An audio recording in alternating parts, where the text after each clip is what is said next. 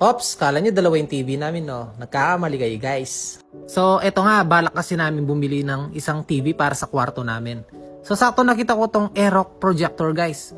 Napakaangas talaga niya. Ito, i-unbox natin para mapakita ko sa inyo. Tignan nyo naman, guys. Box pa lang, napaka-premium niya. Then, ito, pagka binuksan mo, guys, may kasama siyang manual. Ayan. So, pwede mong i-scan kung di nyo naintindihan. Then, ayan, napaka-safe niya. Naka-styro na siya, may mga manual. Ito pala yung mga keyboard niya. May HDMI, remote, tsaka power cord na rin siya.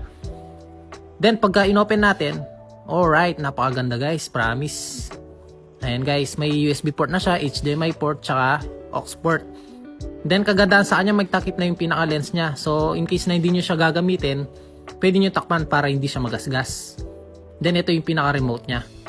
So, kahit bata, masa-setup niya to. Napaka-basic lang yung setup. Ayan guys, sasaksak muna natin at matry. Then, pag nag-color blue yung switch niya, click nyo lang ng isang beses para mag-power on and mag-warm up na siya. Then, kagandaan sa kanya, pwede nyo siyang i-focus.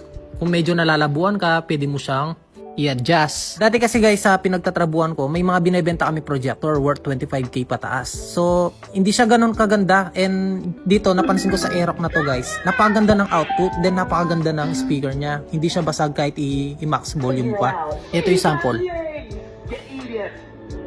Tsaka kagandahan dito sa Aerox projector guys, hanggang 200 inches siya. Diba? Kung akalain mo, napakalaki nun. Available to guys sa Lazada, sa Shopee at sa TikTok Shop. Salamat!